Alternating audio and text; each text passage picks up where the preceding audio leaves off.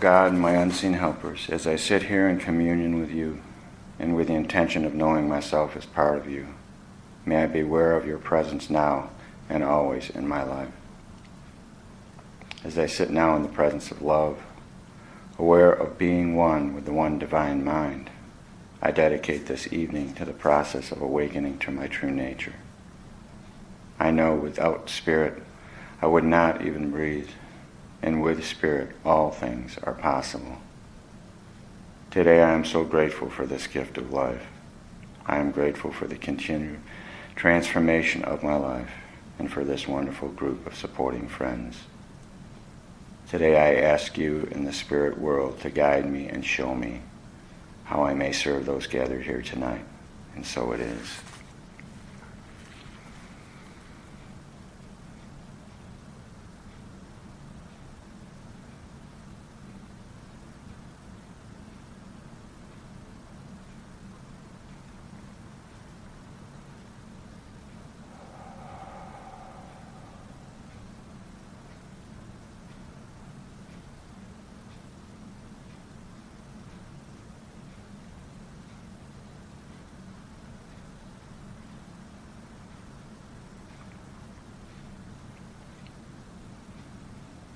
Welcome back, dear ones.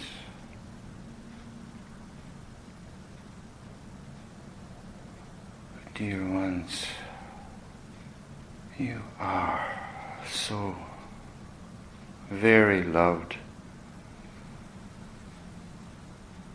This time of year,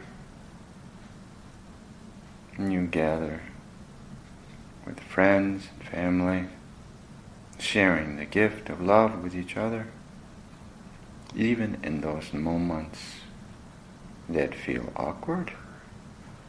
Your souls are smiling. Is that not one of the challenges of this human body? These emotions you have, these ego responses you have.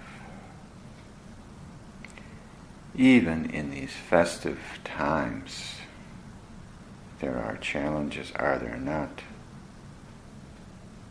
And is not one of these challenges remaining open to responding with love? This thing we call growth, these instances where we expect one outcome and yet another appears, do they not require you to adapt, to remain open to what is? Even if something is said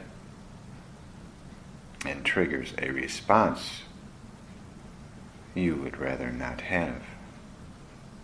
These practices you cultivate, these meditations, sitting in the silence, they can assist you when a response comes forth that is not in alignment. This one before you experienced that just this last evening, found himself overreacting as it was, knowing full well something was just triggered, bringing up old patterns, old feelings, and anger welled up in him. And he chose to respond by getting quiet, putting on his headphones and listening to a favorite meditation. As his mind quieted, he could feel the energy shift. He could feel the anger melt away, and a peace arise in him yet again. It is a process, is it not?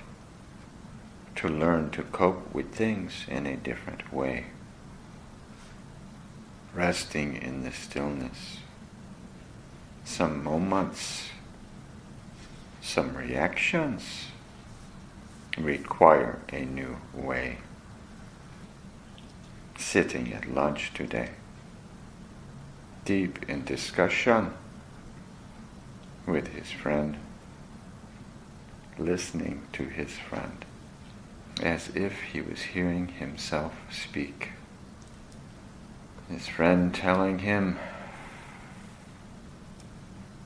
he was open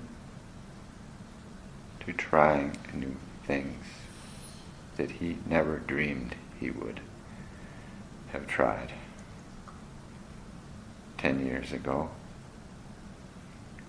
These beliefs, these boxes you put yourselves in, are self-constructed. Are there any questions?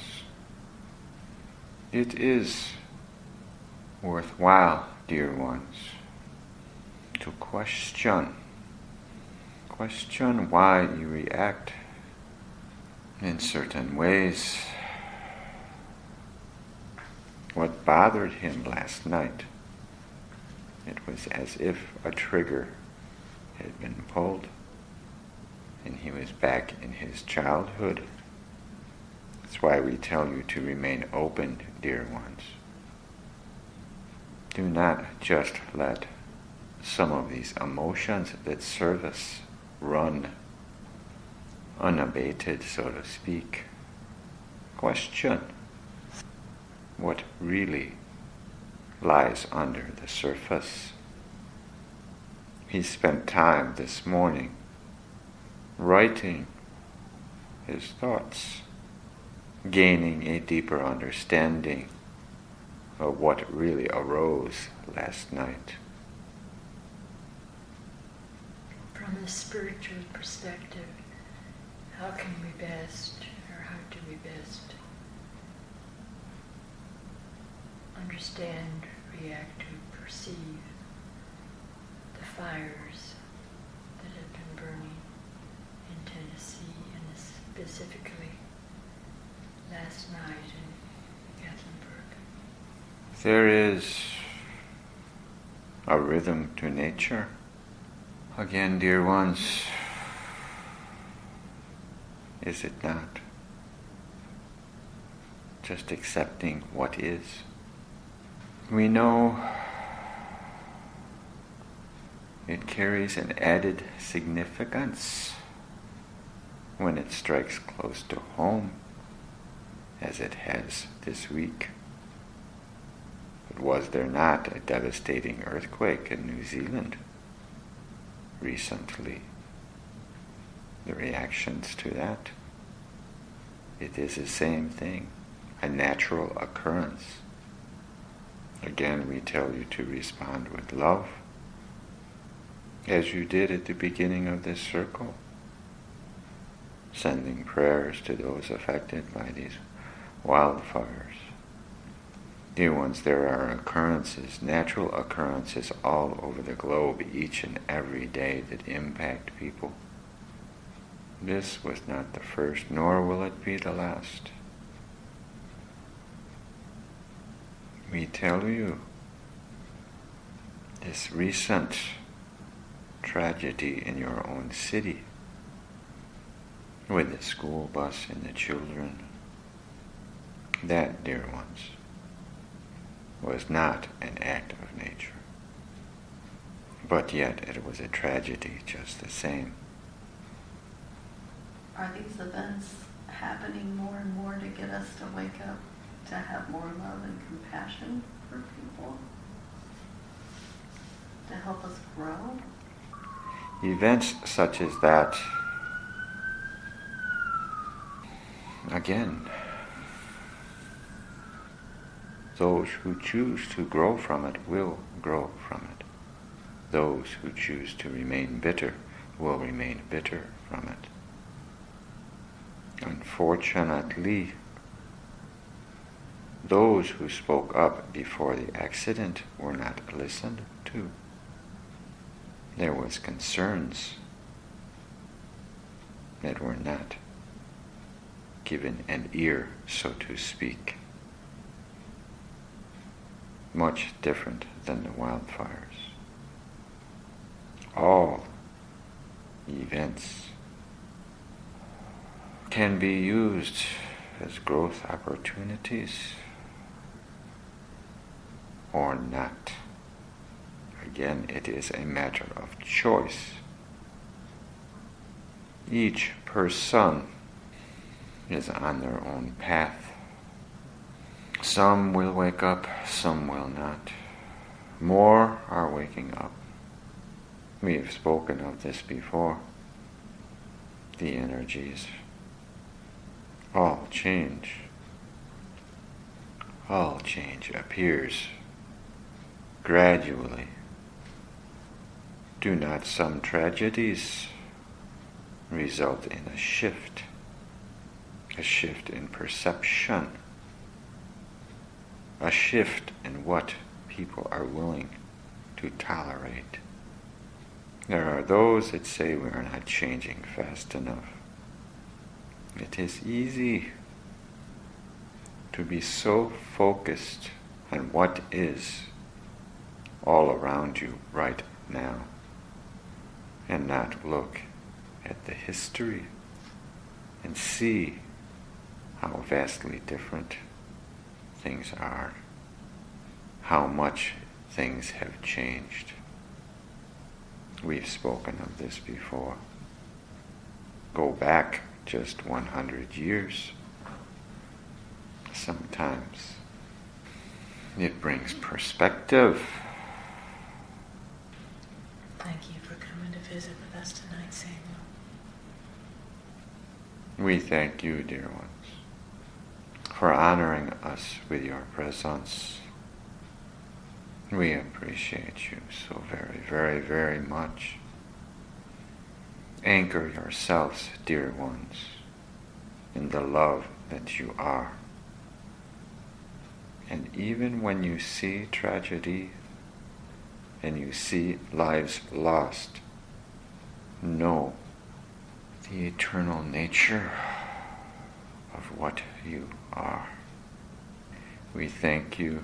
We appreciate the love beyond measure that you are. And we bid you adieu. We bid you adieu.